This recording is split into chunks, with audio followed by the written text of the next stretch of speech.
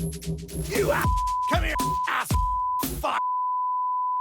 Conosco tutti i tuoi problemi, di me conosci le magie. Ti guardo in viso se hai segreti e quando hai voglia di andar via. Ma padre Caccaterra, ma dove siamo? Al piano bar, mi scusi?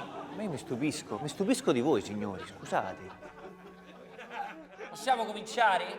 Fare le persone serie? Bene.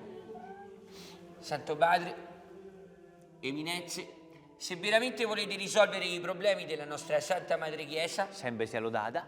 dovete venire a conoscenza di una scoperta sconcertante che proprio questa mattina abbiamo fatto io e Padre Boy. Sconcertante, signori, una vera e propria rivelazione.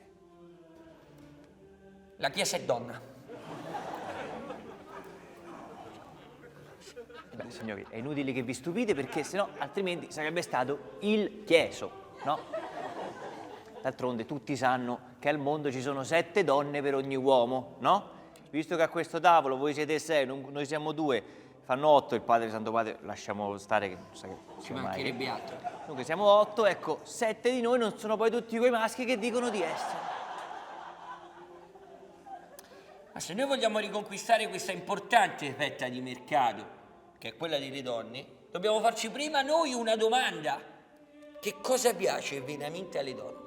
Ecco, per rispondere a questa domanda abbiamo fatto una ricerca di mercato e abbiamo scoperto che alle donne piace lo shopping.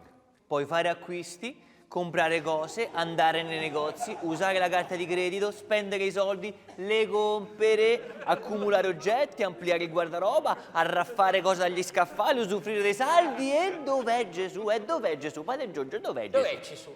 Gesù, signori, si trova qua in fondo.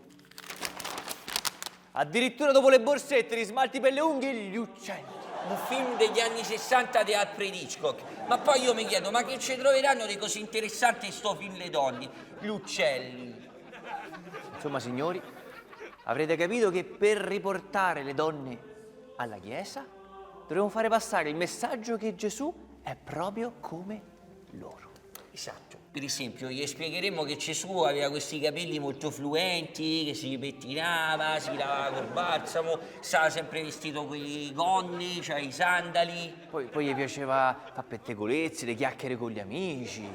Poi, diciamolo, era emotivamente instabile. Era proprio lunatico, un giorno era tutto pace e bene. E il giorno dopo andava al tempio, spaccava tutto e stava via con quei 4 marocchini morti di sonno che stavano fuori a vendere i souvenir.